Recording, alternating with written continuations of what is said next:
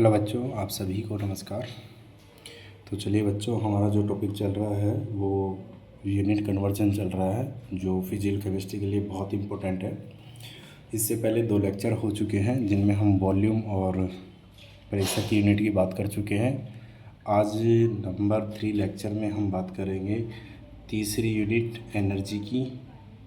मैं आपको बता दूं दोस्तों, जो एनर्जी होती है ये सबसे ज़्यादा इम्पोर्टेंट होती है। इसकी यूनिट आपको आनी ही चाहिए, क्योंकि ये थर्मोडायनेमिक्स और एटॉमिक स्ट्रक्चर हो, लगभग हर चैप्टर में आपको एनर्जी की यूनिट का आना बहुत ज़रूरी है। मतलब आपको काम पड़ता है एनर्जी की यूनिट से। देखो, मोस्टली आपको एनर्जी की यूनिट किस में, या तो आपको जूल में देखने को मिलता है, या फिर एनर्जी आपको दूसरा कैलोरी में देखने को मिलता है, तीसरा आपको इलेक्ट्रॉन वोल्ट के अंदर एनर्जी को देखने को मिलता है, और कभी आपको जूल में दे करके कैलोरी में मान पूछ लेता है, कभी जूल में देकर इलेक्ट्रॉन वोल्ट में मान पूछ लेता है, इलेक्ट्रॉन वोल्ट में देकर जूल में पूछ लेता है, कैलोरी में देके जूल में पूछ लेता है। यानी कि इनको एक दूसरे में कन्वर्ट करना अपन को आना चाहिए, तब बात बनेगी, अदरवाइज़ नहीं बनेगी।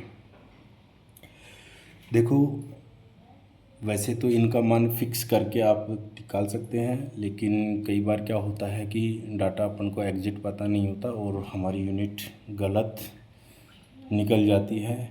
इससे बढ़िया रहता है कि आप एक माइंड मैप बना लो, मतलब अपन समझ के यूनिट कन्वर्जन करना चाहेंगे तो उसके लिए क्या करना पड़ेगा, ताकि आप रटो नहीं।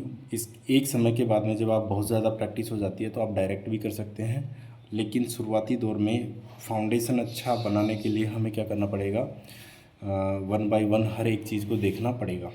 ठीक है, तो चलिए दोस्तों, बिना देरी किए अपन करते हैं। सबसे पहले आपको आइडियल गैस इक्वेशन का पता होना चाहिए।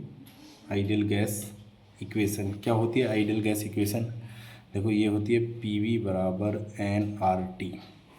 और जहाँ आपको इस इक्वेशन के अंदर जो R दिख रहा है, ये सबसे ज़्यादा इम्पोर्टेंट होता है हमारे एनर्जी की यूनिट कन्वर्जन करने के लिए। बच्चों, जो ये वैल्यू होती है ना R, ये फिक्स होती है। आर की वैल्यू फिक्स होती है। ये क्या होता है? कांस्टेंट होती है। आर यहाँ पर क्या होता है? आर बराबर क्या होगा? ये गैस कांस्टेंट होता है। क्या होता है? गैस कांस्टेंट होता है, जिसकी वैल्यू क्या होती है? फिक्स होती है। आपको कुछ नहीं करना, बस जो आर की वैल्यू है उसको याद करना है, और इनकी वैल्यू फिक्स होती है। इसके बाद में आप एनर्जी की यूनिट को एक रूप से दूसरे रूप में ईजिली कन्वर्ट कर लेंगे। मैं आपको कुछ आर की वैल्यू लिख रहा हूँ। जैसे आर की वैल्यू अगर जूल में देखते हैं तो उसका मान कितना होगा? 8.314 जूल पर केल्विन पर मोल। ठीक है। दूसरा आर की वैल्यू अगर कैलोरी में देखें तो उसका मान कितना होगा? 2 कैलोरी पर केल्विन पर मोल होता है। नंबर तीसरा आर की वैल्यू अगर मैं लीटर बार में देखूं तो कितनी होगी? 0.08314 लीटर बार पर केल्विन पर मोल होती है। राइट। नंबर 4 0.0821, ये किस में हो जाएगा? लीटर ETM पर केल्विन पर मोल। दोस्तों, ये 4 वैल्यू आपको आनी चाहिए। इसके बाद में आपको कहीं एनर्जी की यूनिट कन्वर्ट करने में कोई प्रॉब्लम नहीं आएगी। फिर आप इजीली चाहे जूल का दे रखा हो और लीटर बार में पूछे, या लीटर में पूछे, ATM में पूछे, लीटर ATM में पूछे, लीटर बार में पूछे, आप इजीली कन्वर्ट कर देंगे। या फिर आपको कैलोरी में दे रखा है, जूल में पूछना चाहें तो पूछ लीजिए, हमें कोई दिक्कत नहीं है, हम निकाल लेंगे। कैसे निकालेंगे ये अप्लाई करना मैं आपको सिखाता हूँ।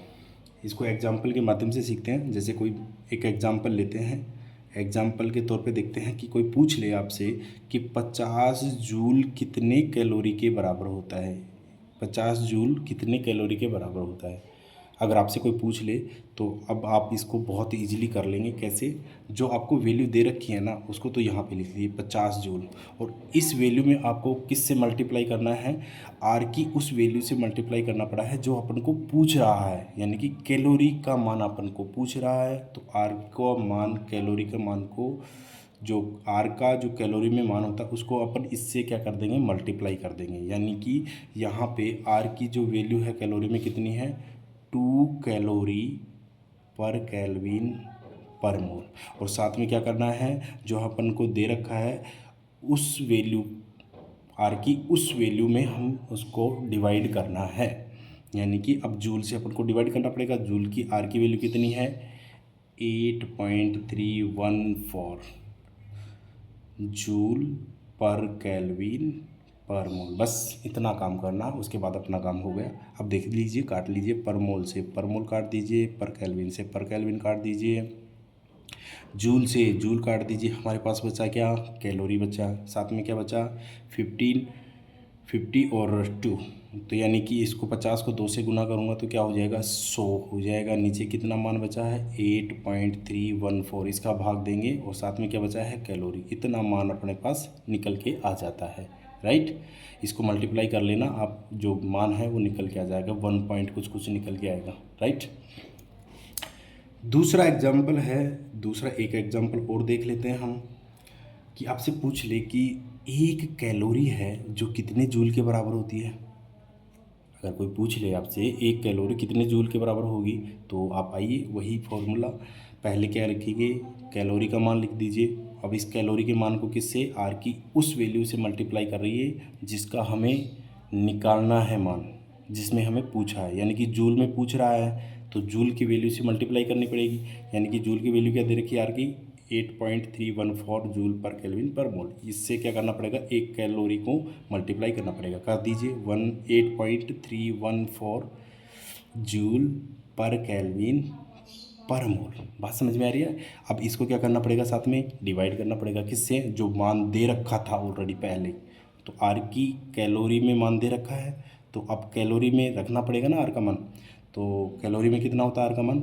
2 कैलोरी पर केल्विन पर मोल। अब काट दीजिए, पर मोल से पर मोल, पर केल्विन से पर केल्विन, कैलोरी से कैलोरी, बच गया क्या? जूल बच गया हमारे पास। साथ में क्या बचा?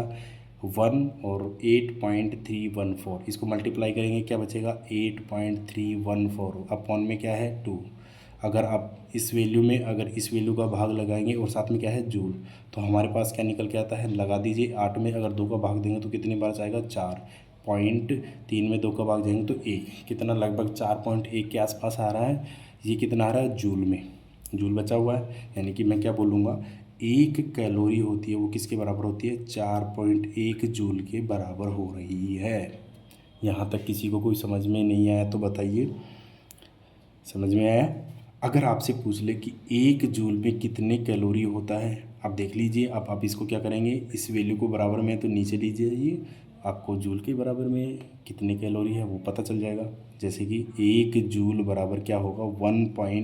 4.1 कैलोरी। ये मान एक जूल के बराबर आ जाएगा। जस्ट इसका अपोजिट कर देंगे। बोलो, बात समझ में आ गई ना? यानी कि ये वैल्यू आपको याद कर लेना है। एक जूल को आप कैलोरी में ऐसे कर सकते हो, एक कैलोरी को एक जूल में ऐसे कर सकते हैं। ये एक डाटा याद करके आप मोर देन सफिशिएंट होता है, मतलब निकालने का। लेकिन ये निकला कैसे? 4.1 जूल कैसे आया मैं आपको करके बता दिया हूँ, ठीक है। ऐसे ही और भी यूनिटें होती हैं। कौन सी? जैसे कि आपको एक एग्जांपल और लगा देता हूँ मैं। एक अच्छा सा तड़का लगाते हैं तो इसमें देखते हैं कि मान के चलो आपसे कोई पूछ ले कि मान के चलो 1 लीटर बार कितने जूल के बराबर होता है। तो आपको क्या करना है? आपको आर की वैल्यू पता ही है, चारों वैल्यू आपको पता है, आप लगा दीजिए। लिखिए सबसे पहले 1 लीटर बार इंटू, मल्टीप्लाई किससे करना है? जूल से पूछा है तो आर की जो जूल में वैल्यू है उससे मल्टीप्लाई कर दीजिए। आर की जूल में वैल्यू कितनी होती है? 8.314 जूल पर केल्विन पर मोल होती है। डिवाइड किससे कर देंगे? लीटर बार वाली वैल्यू से। तो कितना होता है लीटर बार वाली वैल्यू?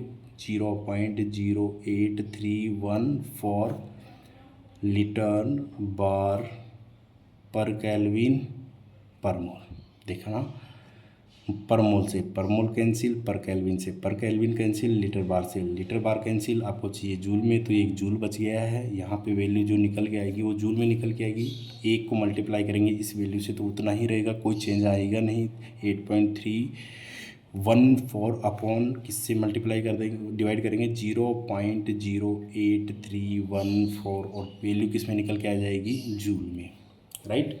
अब मैथ तो आपको आती ही है, उसमें कोई दिक्कत नहीं है, क्योंकि जब भी आप पॉइंट हटाओगे तो जैसे ऊपर वाली वैल्यू में पॉइंट हटाएंगे तो नीचे जीरो लगाना पड़ेगा, जितने पॉइंट हटाएंगे उतने ही जीरो लगाना पड़ेगा, और नीचे वाली में जितने पॉइंट हटाएंगे उतना ही ऊपर जीरो लगाना पड़ेगा। लगा लीजिए, जैसे कि मैं यहाँ पे लगाने की कोशिश करता हूँ, सोल्व करने की कोशिश करता हूँ। देखिए ऊपर वाली में कितने पॉइंटों को हटाना पड़ेगा, 1 2 3, यानी कि मैं इस वैल्यू को लिखना चाहता हूँ 18314 अपॉन इस वैल्यू को मैं यही लिखना चाहूँगा कि इस पॉइंट को यहाँ तक ले जाना चाहता हूँ, 1 2 3 4 5, तो मल्टीप्लाई ऊपर 5 जीरो से मल्टीप्लाई कर दूँगा और नीचे किससे कर दूँगा, 3 जीरो से, क्योंकि 3 पॉइंट हटाया है मैंने तो 3 जीरो से मल्टीप्लाई करना पड़ेगा। यहाँ पे वैल्यू कौन सी निकल के आई, 8314। अब इसको कितने बार भाग जाता है, एक बार जाता है, 3 जीरो से 3 जीरो काट दीजिए, कितना बचेगा, 100 जूल बचेगा। यहाँ पे जो जूल है तो जूल ऐसे कैसे रह जाएगा, यानी कि कितना निकल के आया, 100 जूल निकल के आया हमारे पास में। क्या देखे आप कि 1 लीटर बार बराबर कितना है, 100 जूल के बराबर होता है। बोलो, ये इम्पोर्टेंट है, थर्मोडायनेमिक्स के अंदर आपको काम आएगी, बता दे रहा हूँ मैं। ऐसे ही एक इम्पोर्टेंट जो वैल्यू है यूनिट कन्वर्जन में एनर्जी की, वो भी एक देख लीजिए। जैसे 1 लीटर बार की किए हैं, वैसे ही हम 1 लीटर एटीएम की भी करके देख लेते हैं कि 1 लीटर एटीएम कितने जूल के बराबर होता है, राइट। वही करना है आपको जो अपन करते हैं, 1 लीटर एटीएम को मल्टीप्लाई किससे करेंगे, जिसमें अपन को चाहिएगी, आर की उस वैल्यू से मल्टीप्लाई करेंगे जिसमें अपन को करना है, यानी कि जूल में करना है कन्वर्ट अपन को लीटर बार को, तो आर की जूल की वैल्यू से आपको मल्टीप्लाई कर देना, 8.314 जूल पर केल्विन पर मोल, और डिवाइड किससे करना है, जो दे रखा था उस वैल्यू से। अब लीटर एटीएम में आर की वैल्यू कितनी होती है, 0.0821 लीटर एटीएम पर केल्विन पर मोल होता है। पर मोल से पर मोल, पर केल्विन से पर केल्विन, लीटर एटीएम से लीटर एटीएम काट दीजिए, बचा क्या आपके पास, 8.314। देखो इसको इससे मल्टीप्लाई करेंगे तो कोई फ़र्क नहीं पड़ेगा, एक से मल्टीप्लाई करेंगे, ये वैल्यू ऐसे कैसे आ जाएगी, 0.0821। साथ में अपने पास क्या बचा हुआ था, जूल, राइट। अगर इसको इसमें डिवाइड करेंगे तो लगभग ये कितनी बार जाएगा, सोल्व कर लेना, 101.2 जूल, यानी कि सीधा सीधा क्या निकल के आया आपके पास, 1 लीटर एटीएम किसके बराबर होता है, 101 जूल के, 101.2 जूल के बराबर होता है, राइट। मैं आपको बता दूं, जो ये लीटर बार और लीटर एटीएम वाली जो यूनिटें हैं, सबसे ज़्यादा किस में देखने को मिलेगी आपको, थर्मोडायनेमिक्स में सबसे ज़्यादा देखने को मिलेगी, समझ रहे हैं। तो आपको, क्योंकि वहाँ पे आप वर्क को जूल में, न्यूटन मीटर में ऐसे कन्वर्ट करते हैं ना, तो वहाँ पे सबसे ज़्यादा यूनिट किस में आएंगी, ये दोनों यूनिटें थर्मोडायनेमिक्स के अंदर सबसे ज़्यादा यूनिट काम में आएंगी। इन दोनों को याद कर लेना, डायरेक्ट डाटा याद कर लेना, मैं बता रहे हैं आपको, राइट। देखो जैसे कैसे होता है कि वर्क निकालना होता है ना आपको, वर्क क्या होता है, वर्क बराबर होता है फोर्स इनटू डी, बोले तो डिस्टेंस, यही होता है फोर्स। और आपको पता है कि कल हमने बात किए हैं कि फोर्स की जो यूनिट होती है वो क्या होती है, न्यूटन होती है, और डिस्टेंस की जो यूनिट होती है वो क्या होती है, मीटर होती है। अब इसको मैं यहाँ पे पुट कर दूंगा तो वर्क की यूनिट क्या निकल के आ रही है आपके पास, न्यूटन मीटर आ रही है, 1 न्यूटन मीटर आ रही है, यस या नो। अब आप एक बात और याद रखना, 1 न्यूटन मीटर होता है वो 1 जूल के बराबर होता है। क्या होता है, 1 न्यूटन मीटर 1 जूल के बराबर होता है। देखो कितना अच्छा कॉन्सेप्ट निकल के आया, यानी कि वर्क को आप जूल में भी देख सकते हैं, 1 जूल के बराबर, यानी कि यहाँ पे क्या हुआ, आप कार्य को ऊर्जा में परिवर्तन करते हैं थर्मोडायनेमिक्स में, वहाँ काम आएगी। और जूल से आप कैलोरी में भी जा सकते हैं। आप 1 जूल बराबर कितने कैलोरी होती है आपको पता है, क्योंकि पढ़ के आए अभी, 1 जूल बराबर कितनी कैलोरी होती है, इतनी कैलोरी होती है, ये देख लीजिए, राइट। तो ये सबसे ज़्यादा, क्योंकि वर्क काम करता है थर्मोडायनेमिक्स में और वहाँ पे एनर्जी कार्य एनर्जी में बदलते रहते हैं, तो सबसे ज़्यादा दोनों ये यूनिट है ना, दोनों यूनिट सबसे ज़्यादा थर्मो में देखने को मिलती है, राइट। इसलिए इनको डायरेक्ट आप याद कर लो, और भूल भी जाओ तो आप एक बार ये निकालना आप सीख लेना, राइट। इसके बाद में हम बात करते हैं, एक यूनिट अपनी और है, उसका नाम है इलेक्ट्रॉन वोल्ट, राइट। कौन सी है, इलेक्ट्रॉन वोल्ट। देखो इसको भी याद कर लेना कि 1 जूल बराबर कितने इलेक्ट्रॉन वोल्ट होते हैं, ये वैल्यू याद कर लेना। 1 जूल बराबर 6.24 इंटू 10⁻18 इलेक्ट्रॉन वोल्ट होता है, ये मान आप याद कर लेना। अगर आपको पूछ ले कि 1 इलेक्ट्रॉन वोल्ट बराबर कितने जूल होते हैं, तो आप क्या करेंगे, इस पूरी वैल्यू को आप यहाँ चले जाएंगे, अरे भाई ये देखो ना 1.1 बराबर 2.1 होता है, तो इस वैल्यू को अगर मैं यहाँ ले जा सकता हूँ, इस वैल्यू को यहाँ ले जा सकता हूँ, वही बात है, 1 है तो इस वैल्यू को यहाँ ले जाऊँगा, इसको बटे में ये कर लो ना, बात समझ में आ रही है ना। तो ये वैल्यू जाएगी तो यहाँ पे 1 इलेक्ट्रॉन वोल्ट बचेगा, ये वैल्यू क्या 1 के नीचे आ जाएगी, यानी कि 1/6.24 इंटू 10⁻18 जूल, ये मान 1 इलेक्ट्रॉन वोल्ट के बराबर कितना हो जाएगा, इतना हो जाएगा। यानी कि इस वैल्यू से आपको क्या कर देना है, मल्टीप्लाई कर देना है, जूल निकल के आ जाएगा, राइट। समझ में आया। तो मोटा मोटा हमने एनर्जी की यूनिटों में क्या क्या देखा, हमने देखा है कि एक बार अपन समराइज़ कर लेते हैं सारी यूनिटों को, क्या क्या देखा। देखो मोटी मोटी आपको जो याद करना है वो डाटा देख लेना। एक तो देखा हमने कि 1 कैलोरी कितने जूल के बराबर निकल के आ रही थी, 1 कैलोरी 4.1 जूल के बराबर आ रही थी, ठीक है। और 1 जूल कितने बराबर आ रहा था, 1/4.1 कैलोरी के बाद बराबर आ रहा था, राइट। नंबर तीसरा हमने क्या देखा, 1 लीटर बार कितने जूल के बराबर था, 100 जूल के बराबर था। एक हमने कौन सी देखी, 1 लीटर एटीएम है जो कितने जूल के बराबर था, 101.2 जूल के बराबर था, राइट। नंबर 5 हमने क्या देखा कि 1 जूल में कितने इलेक्ट्रॉन वोल्ट थे, 6.24 इंटू 10⁻18 इलेक्ट्रॉन वोल्ट थे। ये वैल्यू आप डायरेक्ट निकाल सकते हैं, अगर ये वैल्यू याद है तो डायरेक्ट आप इसको मल्टीप्लाई करके ऐसे निकाल सकते हैं। लेकिन ये कैसे आई है, इसके पीछे हमने पूरी आपको 1 बाय 1 स्टेप निकाल के देखे हैं। अगर आपको ये वैल्यू याद नहीं रहती है तो आप सीधा जाइए कहाँ पे, आर की वैल्यू पर, आपको यहाँ जाना पड़ेगा और यहाँ से आप उनको पुट कर सकते हैं। और डायरेक्ट अगर आपको ये वैल्यू याद हो जाती है तो आपके लिए बहुत काम आसान हो जाता है। बात समझ में आई। तो ये हमारी क्या है, सारी यूनिट एनर्जी की, ये क्या है, एनर्जी की यूनिटें होती हैं, राइट। और इनको आपस में एक दूसरे को कन्वर्ट कर सकते हैं। तो चलिए दोस्तों, आज के लिए इतना ही। नेक्स्ट हम देखेंगे कौन सी नंबर 4 जो यूनिट होगी वो हमारी टेम्परेचर की देखेंगे, नंबर 5 है वो मास की देखेंगे। और ये 2 करने के बाद में यूँ समझो कि फिजिकल केमिस्ट्री में जितनी भी यूनिटें काम आती हैं वो हमारी कंप्लीट हो जाएंगी। इन दोनों को एक लेक्चर में हम देख लेंगे। कल नेक्स्ट जो लेक्चर बनाएंगे उसके अंदर ये दोनों देख लेंगे, क्योंकि वीडियो ज़्यादा लंबा बन रहा है और थोड़ा अपलोड करने में प्रॉब्लम आती है, तो इसलिए मैं थोड़ा छोटा ही बना रहा हूँ, नहीं तो वरना एक ही क्लास में करवा देता मैं आपको। और आपको समझ में आया होगा, नहीं समझ में आया तो 2 बार देखना, 3 बार देखना, प्रैक्टिस करना। जैसे मैंने 1 लीटर की जगह आप 50 लीटर बार करके जूल की वैल्यू निकाल सकते हो, कैसे निकालेंगे ये आपको बता दिया हमने। तो ऐसे आप एक बार प्रैक्टिस करना, आर की वैल्यू एक बार याद कर लेना। एनर्जी की यूनिटों में आपको कहीं कोई दिक्कत नहीं आने वाली। तो चलिए दोस्तों, मुझे आशा है कि आपको जो मैं समझाया हूँ वो समझ में आया होगा, और समझ में आया तो बच्चों इसको अपने दोस्तों के साथ में शेयर कर देना, लाइक कर देना और सब्सक्राइब कर देना चैनल को अपने को। तो इसी के साथ मैं एंड कर रहा हूँ वीडियो को। धन्यवाद।